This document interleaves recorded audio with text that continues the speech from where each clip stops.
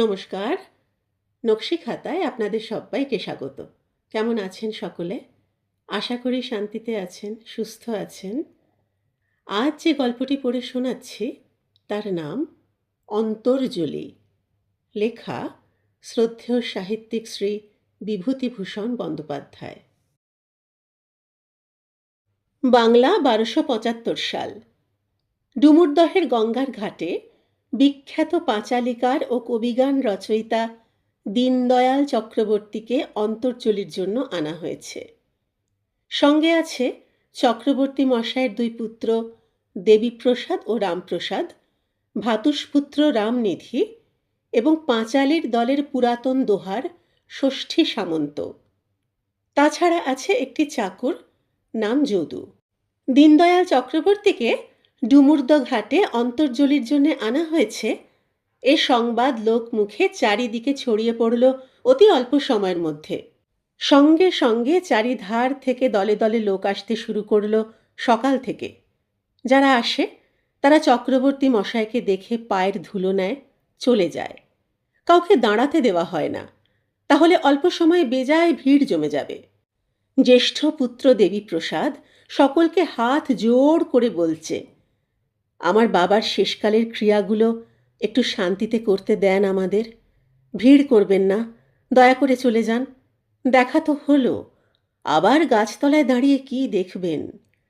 তামাক এখানে না, এগিয়ে গিয়ে খান, বাঁধানো বটতলায় চলে যান।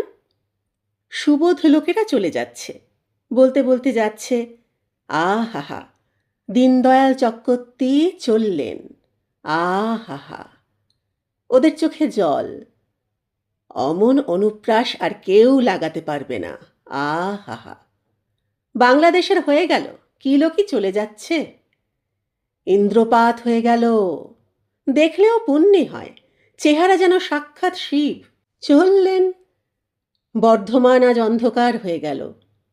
বর্ধমান বুঝি মহাশয়ের বাড়ি? উনি সারা বাংলাদেশের, শুধু বর্ধমান কেন?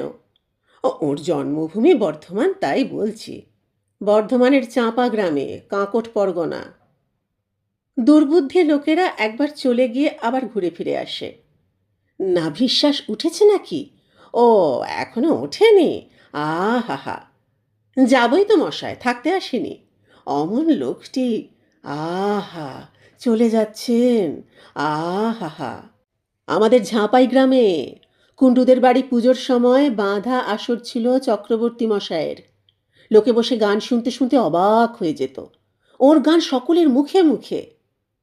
নিকটেই বর্ধমান রাজার কাছারি। সেখানকার নায়েব নরহরি জোয়ারদার স্বয়ং এসেছেন দেখতে। দুর্ধর্ষ নরহরি জোয়ারদার। এই পরগনায় ৭টা দাঙ্গায় যিনি স্বয়ং ঘোড়ায় চড়ে লেঠেল পাইক পরিচালনা করেছেন। বাঘে গরুতে এক ঘাটে জল খায় যাঁর প্রতাপে। নরহরি বসে আছেন চক্রবর্তী মশায়ের বিছানার কিছু দূরে। বলছেন, কোনো ত্রুটি না হয় ব্যবস্থার, সব আমি ঠিক করে দেব। আমার পাইক এখানে বসে থাকবে সন্ধে পর্যন্ত, যখন যা দরকার হয়। দেবীপ্রসাদ বললে, আপনার দয়া নায়েব মশায়, রাত্রে আজ দুজন লেঠেল এখানে থাকা দরকার। এখনো নাভিশ্বাস ওঠেনি, রাত নেবে বলে মনে হচ্ছে। এক্ষুনি সব ঠিক করে দিচ্ছি, ভেবো না বাবাজি। তুমি আর তোমার ভাই শুধু চুপ করে বসে থাকো, এ আমাদের দায়। আপনি আরেকবার আসবেন তো? আমি আসবো সন্ধ্যাহ্নিক সেরে। দপ্তরের আজ বড় ঝঞ্ঝাট, কিস্তির সময় কি না? ওটা কি হে? আগে এখানা বাবার গানের খাতা। উনি বললেন অন্তর্জলি করবার সময় ওর হাতে একখানা রাখতে। দেখি দেখি। নরহরি খাতাখানা উল্টে পাল্টে দেখে বললেন, শ্যামা সঙ্গীত, আহা, কি অনুপ্রাসের ঘটা, কি বাঁধুনি। এইখানটা দেখো, বল দেখিমা কোন রঙ্গে ত্রিবিভঙ্গে, রঙ্গক্ষেত্রে রঙ্গ দেখো, আহা। ক্ষণজন্মা পুরুষ, আর জন্মাবে না। হয়ে গেল, পিদিম নিভে গেল। দেবীপ্রসাদের চোখ ছাপিয়ে জল পড়তে লাগল। নরহরি বললেন, সংসার অনিত্য, চিরদিন বাপ মা থাকে না। কেঁদো না বাবাজি। হ্যাঁ, বাপের মতো বাপ। যাকে বলে দিগ্বিজয়ী বাপ। চোখের জল ফেলবার বহু সময় পাবে বাবাজি।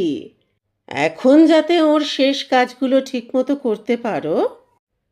দীনদয়াল চক্রবর্তীর বয়স হয়েছে ৭৬-৭৭। দোহারা চেহারা, বেশ ফর্সা রং। এই বয়সেও বেশ সুপুরুষ। কবির গান গেয়ে অর্থ ও খ্যাতি উভয়ই তাঁর ভাগ্যে জুটেছে। স্বগ্রামে প্রায় ৫০-৬০ বিঘে জমি ও কয়েকটি আম কাঁঠাল বাগানের তিনি মালিক। এই জমির মধ্যে অর্ধেক আন্দাজ বর্ধমান রাজার ব্রহ্মোত্তর, বাকি তিনি কিনেছিলেন। তার সদ্ব্যয়ও ছিল যথেষ্ট। বাড়িতে দুর্গোৎসব করতেন খুব জাঁকিয়ে। পিতার বার্ষিক শ্রাদ্ধ উপলক্ষে ব্রাহ্মণ ভোজন, কাঙ্গালি ভোজন যে ভাবে নিষ্পন্ন হতো, এদেশের অনেকে তেমনটি চোখে দেখেনি। গত বছর ছিল ঘোর দুর্ভিক্ষের বছর। চালের মন ৩.৫ টাকা ৪ টাকা পর্যন্ত উঠেছিল। অনেককে অনাহারে থাকতে হয়েছিল। তাতেও চক্রবর্তী মশাই পিতৃশ্রাদ্ধের কোনো অঙ্গ বাদ দেননি। ৫ মণ ধানের খই মুড়কি বিলিয়েছিলেন কাঙ্গালিদের মধ্যে। দীনদয়াল চক্রবর্তীকে ওই যে রাখা হয়েছে গঙ্গার ঘাটের চালা ঘরে। মাটিতেই বিছানা পেতে দেওয়া হয়েছে। সমস্ত দিন কেটে গেল, ওর নাভিশ্বাস উঠল না। সন্ধ্যার সময় তিনি ক্ষীণ স্বরে ছেলেদের কাছে ডাকলেন, বাবা পটল, তোমাদের খাওয়া দাওয়া। বেশি কথা বলবেন না বাবা, লোকজনের ভিড় কমেছে। এখন সবাই চলে গিয়েছে বাবা, বসো এখানে। এখন কেমন আছেন? ভালো না। সংকীর্তন এলো না? গঙ্গা টিকুরের কীর্তন আনতে লোক গিয়েছে, এলো বলে। আমায় একটু নাম শোনাও। বেশি কথা বলবেন না বাবা। দেবীপ্রসাদ বাবার মুখে কুশি করে গঙ্গা জল দিল। বললে, একটু ঘুমোবার চেষ্টা করুন বাবা।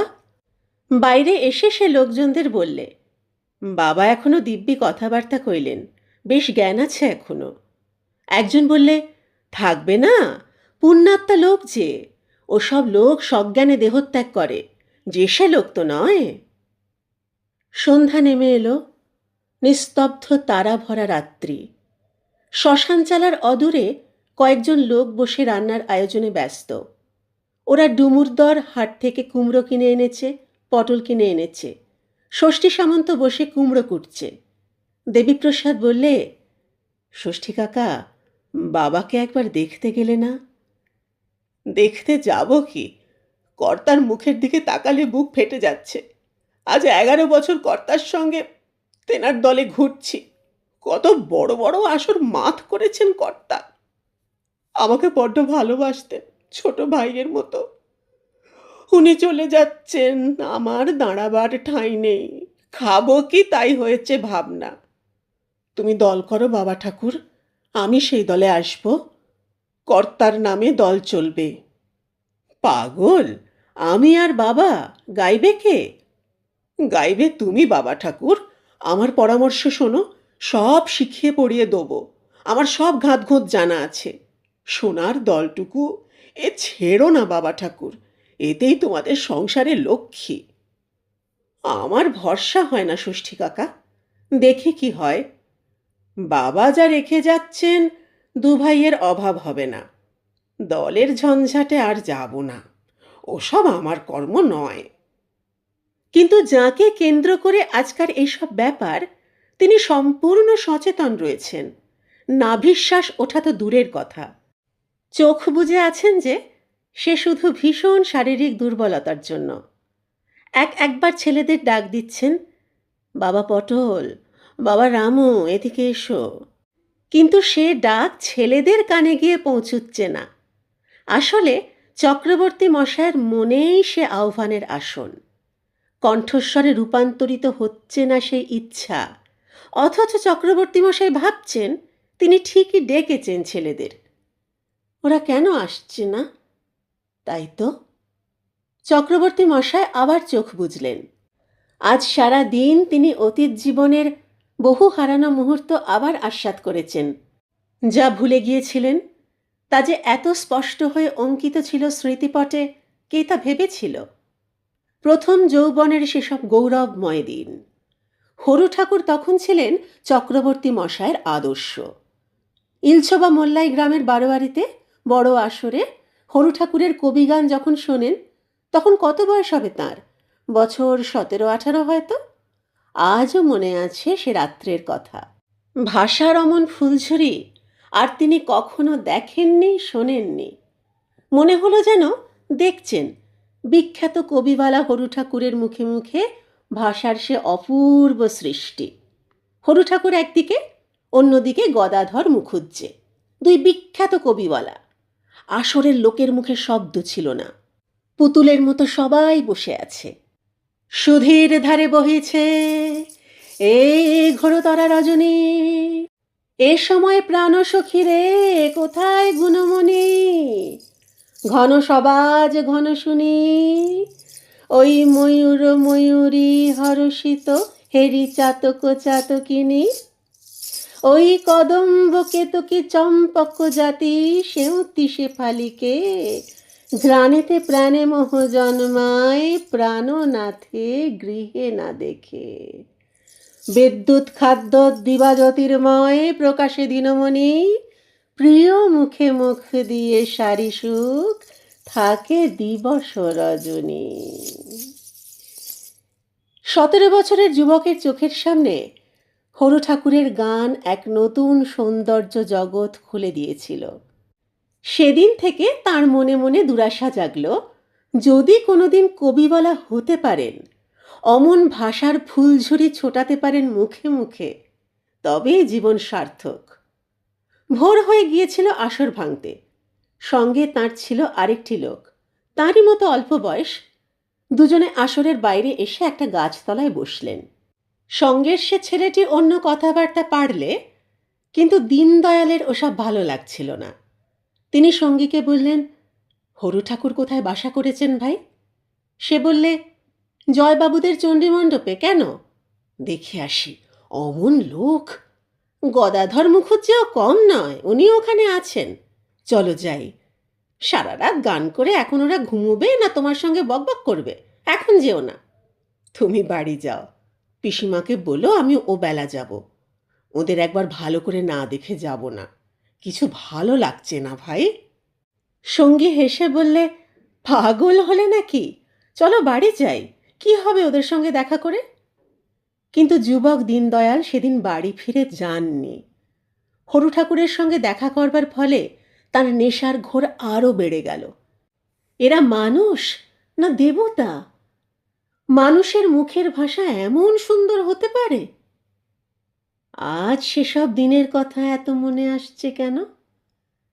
আর একজনের কথা বড্ড মনে হয়। সে একটি নবপ্রস্ফুটিত নলিনীর মতো নির্মল ও পবিত্র ছিল। জাতিতে ছিল কলু, ব্রাহ্মণেরা ওদের জলস্পর্শ করে না। কিন্তু আজ এ কথা ভেবে চক্রবর্তী মশায়ের বিন্দু মাত্র অনুশোচনা হচ্ছে না যে তিনি তার রান্না ভাত খেয়েছেন, তার হাতের জল খেয়ে তৃপ্ত হয়েছেন। আজকার দিনের সাত্ত্বিক নিষ্ঠাবান ব্রাহ্মণ দীনদয়াল চক্রবর্তীর সে খবর কেউ জানে না।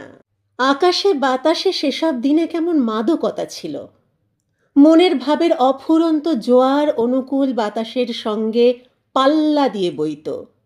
রাসু নৃসিংহের সে গান তখন সব সময় মনে গুনগুনিয়ে উঠত।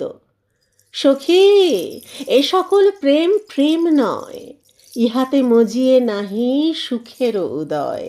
অথবা, মনে রইল সই মনেরও বেদনা, প্রবাসে যখন যায় গো সে, তারে বলি বলি আর বলা হলো না। শরমে মরমের কথা কওয়া গেল না। মুমূর্ষ দীনদয়াল মনে মনে হাসলেন। আজকালকার ছেলে ছোকরা কি বুঝবে সেসব প্রেমের কথা? ছেলে বুড়ো নিয়েও কথা নয়, আসলে চাই প্রাণ। প্রাণের গভীরতা যদি না থাকে, অগভীর ঘোলা জলে সাঁতার কাটলে কি মহাসমুদ্রের বাণী শোনা যায়? মনে পড়ল কানাইহাটির জমিদার বাড়ির নাট মন্দিরে নবাই ঠাকুরের সঙ্গে তাঁর সে বিখ্যাত কবির লড়াই, যার ফলে তিনি বিখ্যাত হয়ে উঠলেন দেশে বিদেশে। আজও সে সান্ধ্য আসরটি, আসরের পাশের প্রাচীন কদম্ব গাছটি, সেই ভাঙা শ্যামরায়ের মন্দিরের চূড়াটি এতকাল পরেও যেন চোখের সামনে দেখতে পাচ্ছেন। নবীন ঠাকুর বিখ্যাত কবি বলা, আর তিনি তখন সবে উঠছেন। লোকে বলা বলি করতে লাগলো, এ ছোকরা এবার হাবুডুবু খাবে নবাই ঠাকুরের আসরে। নবাই ঠাকুরের দোয়ারে গোপেশ্বর সাঁবুই এসে বিকেলে বললে, ও ঠাকুর, তোমার পাখা উঠেছে? হ্যাঁ, এবার স্বর্গে যাব। সাহস আছে তোমার? চলো, আমায় পাঠিয়ে দিলেন। কোথায় যাব? কে পাঠিয়ে দিলেন? নবাই ঠাকুর। তাঁর এত মাথা ব্যথা? অ্যান্টনি সাহেব ঘোল খেয়েছিল নবাই ঠাকুরের কাছে, জানো তো? তোমাকে আর ফুঁ খাটাতে হচ্ছে না সেখানে। এসো, নবাই ঠাকুরের সঙ্গে একটা স্বর করো, আসরে যাতে। তোমার নবাই ঠাকুরের স্বর করবার দরকার হয় বলে দিও তিনি যেন আমার বাসায় পায়ের ধুলো দেন। আমি তার সেখানে যাব না। এত বড় আস্পর্ধা তোমার? আচ্ছা। দীনদয়াল নির্বোধ ছিলেন না। তিনি বুঝেছিলেন নবাই ঠাকুর তার সামনে দাঁড়াতে ভয় পেয়েছেন। যত বড় এবং যত বুড়ো কবিবালাই হন না, অজ্ঞাত শক্তি প্রতিদ্বন্দ্বীর সামনাসামনি প্রকাশ্য আসরে নামতে ভয় পাবেনি। নিজের শক্তির ওপর অতটা বিশ্বাস কারো একটা থাকে না। বিশেষ করে ওরা নাম করা, ওদের সুনাম নষ্ট হবার ভয় আছে। দীনদয়াল ছোকরা কবি বলা, হেরে গেলেও লজ্জা নেই। এই নবাই ঠাকুরই অ্যান্টনি সাহেবকে বলেছিলেন, এ নহে অ্যান্টনি, আমি একটা কথা জানতে চাই, এসে এ দেশে এ বেশে তোমার গায়ে কেন কুর্তি নাই? সঙ্গে সঙ্গে অ্যান্টনি সাহেবের প্রত্যুত্তরে যেন বিদ্যুতের ঝলক খেলে গেল। এই বাংলায় বাঙালির বেশে বেশ আনন্দে আছি, হয়ে ঠাকুর সিংয়ের বাপের জামাই কুর্তি টোপি ছেড়েছি। ঠাকুর সিং নবাই ঠাকুরের অন্য নাম। সন্ধ্যার পর আসর বসল। কানাইহাটি মস্ত গাঁ। আসর ভর্তি হয়ে গেল সন্ধ্যের আগেই। চারিধারে রটে গিয়েছিল বিখ্যাত নবাই ঠাকুরের সঙ্গে আসরে নামবে একজন ছোকরা কবিওয়ালা। সবাই মজা দেখতে জড়ো হয়ে গেল। 5-6 ক্রোশ দূরের গ্রাম থেকেও পানের পুঁটুলি বেঁধে নিয়ে, ছোলার ছাতু আর তেঁতুল বেঁধে নিয়ে লোকে এসেছে মজা দেখতে। নবাই ঠাকুরের প্রতিদ্বন্দ্বী ছোকরা কেমন হাবুডুবু খায় নবাই ঠাকুরের হাতে, তাই দেখতে। আসর বসবার দেরি নেই। জমিদারদের নাট মন্দিরের একদিকে চিকের আড়ালে মেয়েদের বসবার আসন, অন্যদিকে কানাইহাটির বাবুদের বসবার তক্তপোষ ও তাকিয়া। বাবুদের তখন নাম ডাক আছে মাত্র, কিন্তু সাবেক অবস্থা তখন আর ছিল না। হাতিশালা ছিল, কিন্তু হাতির সন্ধান ছিল না। 16 বেহারার বড় পালকি নাটমন্দিরের পাশের ঘরে পড়েই থাকত, কেউ চড়ত না তাতে।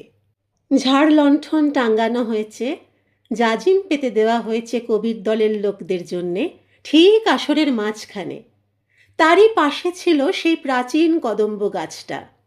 এখনো সেই আসর, সেই উৎসাহ ও কৌতূহলে মত্ত শ্রোতৃবৃন্দের জনতা।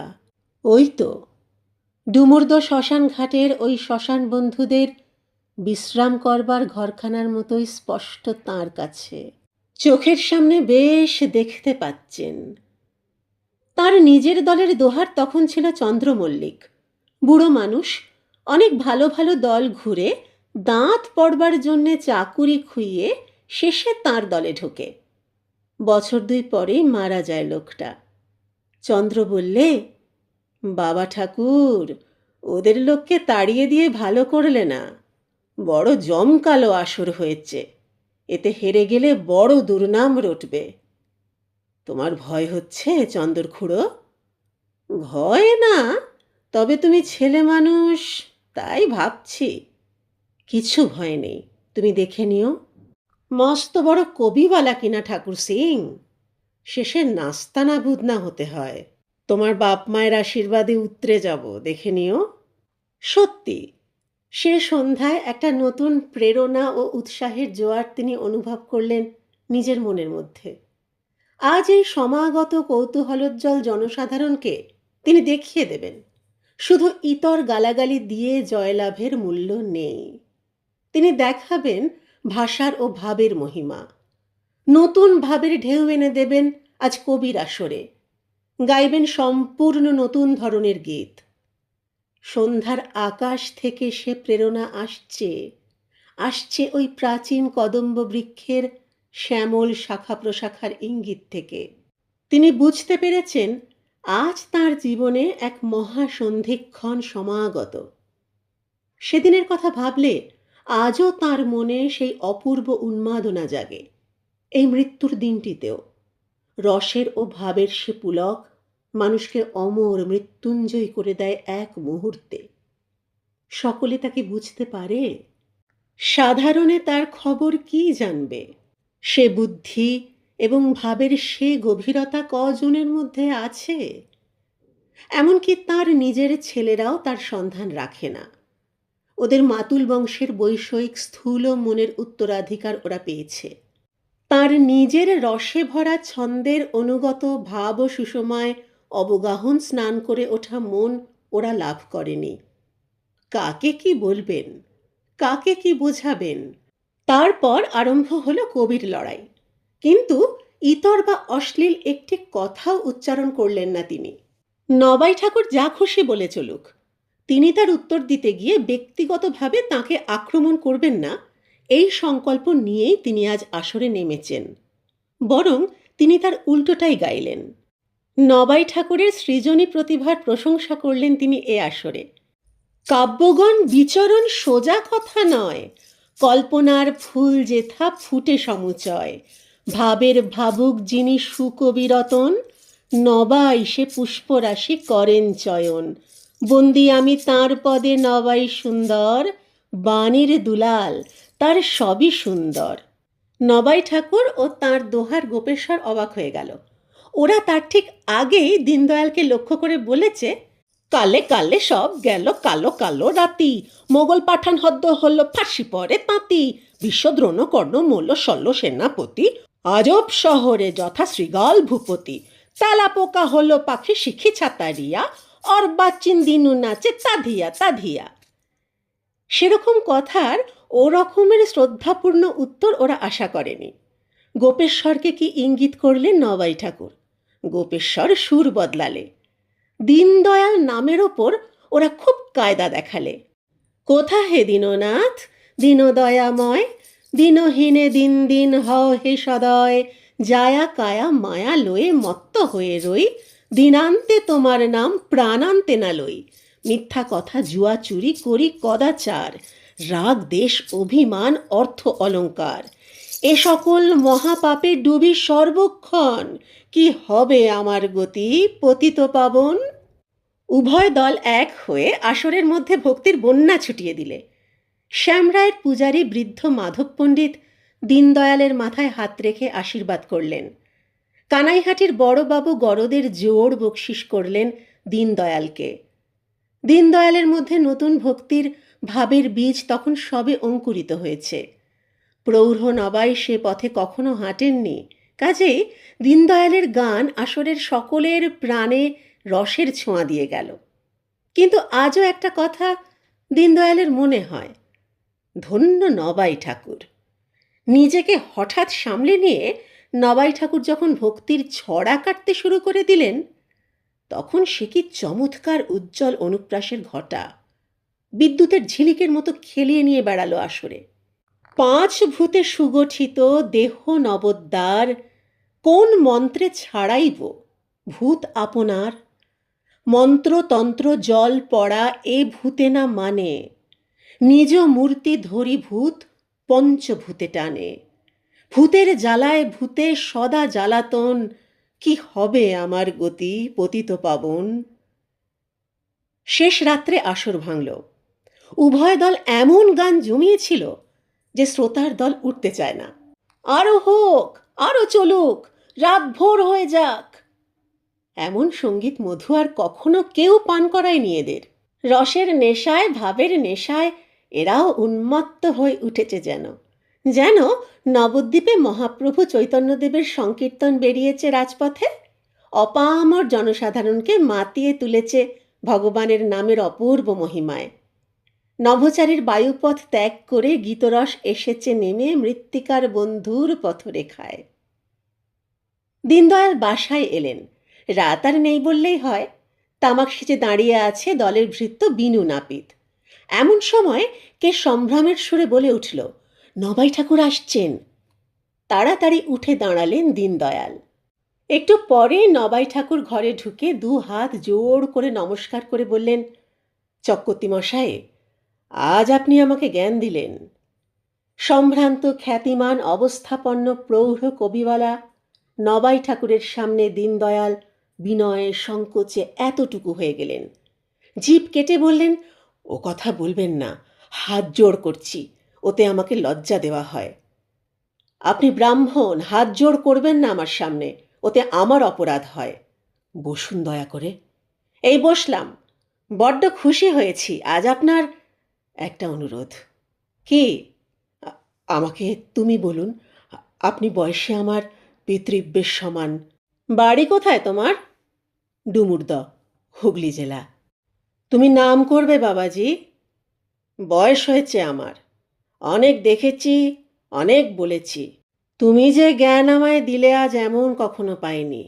অ্যান্টনি ফিরিঙ্গির সঙ্গে আসরে উতর গিয়েছি, ভোলা ময়রার সঙ্গে উতর গিয়েছি, হরু ঠাকুরকে দেখেছি, গঙ্গাধর চক্রবর্তীকে নাকাল করেছি শান্তিপুরের ফুলদোলের আসরে। কিন্তু হ্যাঁ বাবা, আমি স্বীকার করছি আজ হেরে গেলাম তোমার কাছে। তুমি নতুন সুর এনে দিয়েছ কবিগানের মধ্যে। আমরা পুরনো ঘুঘু, ছাইতে না জানি পোড় চিনি। তোমার যে ক্ষমতা, তাতে অনেক বেশি নাম করবে তুমি। নতুন সুর শোনালে আজ সবাইকে। ভগবানের কাছে কামনা করি দেশের নাম উজ্জ্বল করো। কেউ বোঝে না বাবা, আসল জিনিস কজন বোঝে। রঙ্গরস শুনতে আসে সবাই। কবিত্ব যে কি অমৃত, এর মধ্যে যে কি আনন্দ। একটা অনুষ্ঠান ভালো মতো লাগাতে পারলে নাওয়া খাওয়া ভুলে যেতে হয়। পুত্র শোক ভুলিয়ে দেয় বাবা, পুত্র শোক ভুলিয়ে দেয়। সেসব বাইরের লোক কি বুঝবে? তুমি বুঝবে। তোমার মধ্যে সে জিনিস রয়েছে দেখলাম। আর দেখেছিলাম রাসু নৃসিংহকে। ফিরিঙ্গি হোক অ্যান্টনি, ভাষা বুঝতো বটে, রস চিনত বাবা। তা সেসব। দীনদয়াল নবাই ঠাকুরকে যথেষ্ট সম্মান দেখালেন। নিজেকে প্রৌঢ় অভিজ্ঞ কবিওয়ালার ছাত্র বলে বিনয় প্রণাম করলেন। বিদায় নেবার সময় সেদিন দুপুরে নবাই ঠাকুরের চোখে জল এলো। নবাই এরপরে অনেকদিন বেঁচে ছিলেন, কিন্তু কোনো আসরে দীনদয়াল আর তাঁর সঙ্গে কবিগানে গাইতে নামেননি। কি দিনে গিয়েছে সেসব। সন্ধ্যা হয়ে এলো কি? দীনদয়াল ডাকতে লাগলেন, বাবা রামু। কিন্তু গলা দিয়ে স্বর বেরুল না। দেবীপ্রসাদ কাছে এসে বলে, বাবা, কষ্ট হচ্ছে? দীনদয়াল ঘাড় নেড়ে জানাতে গেলেন, কষ্ট নেই। কিন্তু ঘাড় নড়ল না, শুধু ফ্যাল ফ্যাল দৃষ্টিতে চেয়ে রইলেন বড় ছেলের মুখের দিকে। দেবীপ্রসাদের চোখে জল পড়তে দেখে বললেন, কাঁদছ কেন বাবা? আমি বড় আনন্দে আছি, কোনো কষ্ট নেই আমার, কেঁদো না। দীনদয়াল ভাবলেন তিনি কথাগুলো বললেন ছেলেকে, কিন্তু অনুচ্চারিত রয়ে গেল কথা। গলা দিয়ে সুরের আধার বায় হয়ে এলো না। দেবীপ্রসাদ বুঝতে না পেরে বললে, জল খাবেন বাবা? নরহরি জোয়ারদার পেছন থেকে বললেন, জল খেতে চাইছেন, কুশি করে গঙ্গা জল মুখে দাও। বিরক্ত হলেন দীনদয়াল। না, জল তিনি চাইছেন না। তার মনে চমৎকার 2টি অনুপ্রাসবহুল পংক্তি এসেছে। কনিষ্ঠ পুত্র রামপ্রসাদকে সে 2টি পংক্তি লিখে নিতে বলছিলেন। ওই ছেলেটি তার নাম রাখতে পারে, জিনিস আছে ওর ভেতরে। তিনি লক্ষ্য করেছেন এটা মাঝে মাঝে। মাতুল বংশের স্থূল বৈষয়িকতার ধারা হয়তো এই ছেলেটি কাটিয়ে উঠতে পারে। পরম পুরুষ প্রভু নিত্য সনাতন, চিন্ময় তোমার নাম চিনে কোন জন। আমি দীন জ্ঞানহীন, না চিনি তোমারে, কেমনে হইব পার। মায়া পারাবারে না, কেউ লিখে নিলে না, কেউ বুঝতে পারলে না। আর এই নরহরি জোয়ারদারটা এখানে এসে জুটেছে যে কেন, ওটা নিতান্ত স্থূল বুদ্ধি বৈষয়িক। ওকে তিনি খুব ভালোই জানেন। প্রজা ঠেঙিয়ে খাজনা আদায় করা, মাথট আদায় করা, পার্বণী আদায় করা, হয়কে নয় নয়কে হয় করা, জুয়াচুরি বাটপারি ওর পেশা। ও কি বুঝবে তিনি কি চান? ও কি বুঝবে নবাই ঠাকুর, অ্যান্টনি সাহেব, ভোলা ময়রার কবিগানের মাধুর্য, বাহাদুরি, কৌশল, ঔজ্জ্বল্য? না, বড় সুখে ও আনন্দে কেটেছিল সেসব দিন। নতুন যৌবন দেহের, নতুন যৌবন মনের ও প্রাণের। দিন রাত আকাশে বাতাসে কিসের উন্মাদনা! এই কবিতা আসছে মাথায়, এই লিখে নিচ্ছেন। আবার কবিতা এসে গেল মাথায়। কি পীড়ন করেছে তার কবিতার নেশা! ঘুমোতে দিত না, খেতে দিত না, শুতে দিত না। রাত দুপুরে মাথায় কয়েকটি পংক্তি এসে গিয়েছে, আর ঘুম নেই। উঠে তখনই লিখতে বসে গেলেন। একটা দিন মনে পড়ল। দিনহাটার বারোবাড়িতে কীর্তনওয়ালী বিনোদিনীর সঙ্গে আলাপ হলো। বিনোদিনী ওর কবিগান শুনে মুগ্ধ হয়ে ওকে ডেকে পাঠালো। বিনোদিনী সেকালের খুব নামকরা কীর্তন গায়িকা। দীনদয়াল গেলেন ওর বাসায়। খুব সুন্দর সে, বয়স তখন ৩০-৩২, দীনদয়ালের সমবয়সী। এক গাল হেসে এগিয়ে এলো পৈঁছে বাজু বাজিয়ে, জলতরঙ্গ মলের বাজনার ঢেউ তুলে। দীনদয়াল বললে, কি জন্যে তলব পড়েছে? বিনোদিনী বললে, আমার কি ভাগ্যে, মেঘ না চাইতে জল। আসুন ঠাকুরমশাই আসুন। দীনদয়াল বিনোদিনীর কণ্ঠস্বরে মুগ্ধ হয়েছিলেন। এখন তার সামনাসামনি এসে হঠাৎ বড় সংকুচিত হয়ে পড়লেন। মুখে বললেন, কেন তলব পড়েছে? আমি কি ভাগ্যে করেছিলাম আমার ঘরে আপনার মতো লোক? আমার ভাগ্যে কি কম? আমি কার কাছে এসেছি আজ? তারপর দুজনে মিলে সুর ও কবিতার চর্চা হলো কত রাত পর্যন্ত। দুজন দুজনের গুণে মুগ্ধ, দুজনেই গুণী শিল্পী। গভীর রাতে দীনদয়াল বিদায় নিলেন। কিছু একটা প্রেমের কথা বলবার জন্য বিনোদিনী কত আনচান করেছিল। দীনদয়াল বুঝেছিলেনও তা, সুযোগ দেননি। শিল্পীর সঙ্গে শিল্পীর বন্ধুত্ব তিনি অন্য পথে নিয়ে গিয়ে নষ্ট করতে চাননি। ভোর হতে না হতে বিনোদিনীর ঝি এসে হাজির। বললে, আপনাকে একটু ডেকেছেন, একটু বেলা হলে স্নান করে নিয়ে চলুন। স্নান করে কেন? তোমার মনিব কি দীক্ষা দেবেন নাকি? আপনি পায়ের ধুলো তো দেন কৃপা করে, আমি কি জানি। দীনদয়াল স্নান করে পরিষ্কার আনকোড়া কাপড় পরে ও চাদর গায়ে দিয়ে চটি পায়ে বিনোদিনীর বাসায় গিয়ে পৌঁছলেন। গিয়ে দেখেন বিনোদিনীও স্নান করেছে, ভিজে চুলের লম্বা গোছা গেরো বেঁধে পিঠে ছড়িয়ে ফেলেছে। গরদের লালপাড় শাড়ি পরেছে, কুশাসন পাতা, কলার পাতে ফল ও মিষ্টি জলখাবার সাজানো, ঝকঝকে মাজা কাঁসার ঘটিতে জল বা চিনির পানা, মুখ কাটা কচি ডাব বসানো পাথরের খোড়া। দীনদয়াল গিয়ে দাঁড়াতেই বিনোদিনীর সামনে লুটিয়ে প্রণাম করে পায়ের ধুলো নিয়ে বললে, একটু জলসেবা করতে হবে এখানে আজ। দীনদয়াল হেসে বললেন, আমি তো খাইনে কারো বাড়ি, তবে তোমার এখানে খাবো। তুমি সাধারণ মেয়ে মানুষ নও। আমি আপনাদের শ্রীচরণের দাসী। অত বিনয় দেখানো ভালো নয়। কি আছে দাও খাই। আমি প্রসাদ পাবো কিন্তু, মনে রাখবেন। দেখি পেটুক ব্রাহ্মণের পাতে কি থাকে। খাওয়ানো তেমনি খাওয়ানো, কত কি ফলমূল, 2 রকমের চিনির পানা, ক্ষীরের মন্ডা, ছানার মন্ডা। যেমন বিনয় তেমনি আদর যত্ন। হাত জোড় করে বললে, আপনি যে গুণী লোক, 10,000 লোকের মধ্যে একটা গুণী লোক মেলে। আপনার সেবা করে ধন্য হলাম ঠাকুর। একটা পর্দা যেন সরে গেল তাঁর চোখের সামনে থেকে। এতকাল পরেও বিনোদিনীর সেই বাসা, সেই জলপানের থালা স্পষ্ট দেখতে পেলেন। লালপাড় গরদের শাড়ি পরা বিনোদিনী হাসি মুখে নতনেত্রে সামনে বসে।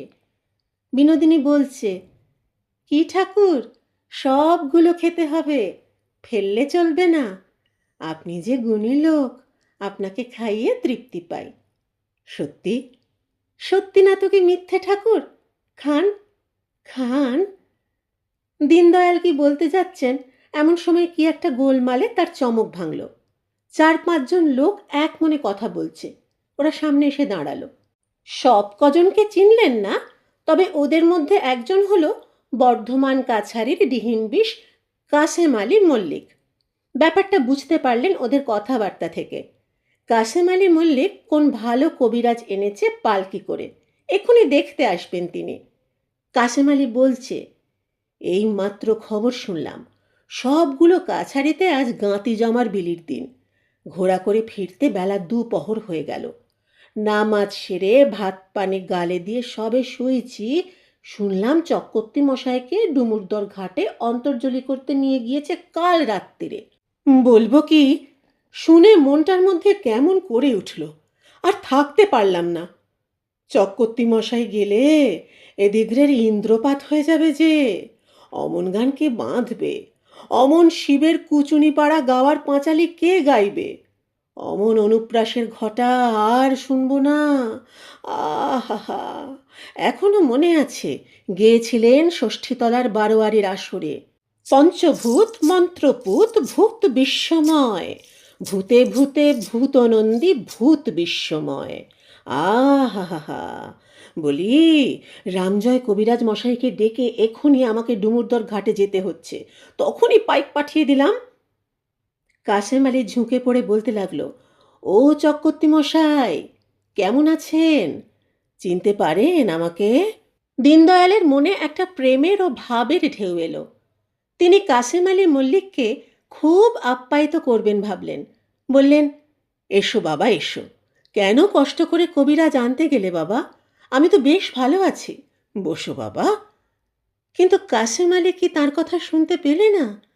লোকজনের দিকে চেয়ে বললে, আহা, লোক চিনতে পারছেন না, কথাও বলতে পারছেন না, গলার সুরে অনুপ্রাসের মুক্ত বর্ষে গিয়েছে, আজ তার গলার সুর বন্ধ। আল্লাহর মর্জি। তারপর কবিরাজ এসে বসলো মাথার শিয়রে। দেখে শুনে বললে, সূচিকা ভরণ দেব। আহা, কি লোক! অমন লোক আর হবে না। দীনদয়াল দেখলেন কাসেম আলী মল্লিক উড়ুনির খুঁটে চোখের জল মুছলে। কাসেম আলী বলছে, কবিরাজ মশাই, দেবীপ্রসাদ আর তার ভাই ছেলে মানুষ, এরা কিছু বোঝে না। সূচিকা ভরণ দিতে হয়, যা করতে হয় আপনি করুন, যা খরচ হয় আমি দেব। ওদের মত নেবার দরকার নেই, ওরা ছেলে মানুষ, কি বোঝে? দীনদয়াল মুখে বলতে গেলেন ভাবের আবেগে, বাবা কাসেম আলী, এই তো আমার সূচিকা ভরণ। তোমাদের সকলের ভালোবাসাই আমার সবচেয়ে বড় সূচিকা ভরণ বাবা। বেঁচে থাকো, আশীর্বাদ করি উন্নতি করো, ধর্মে মতি হোক।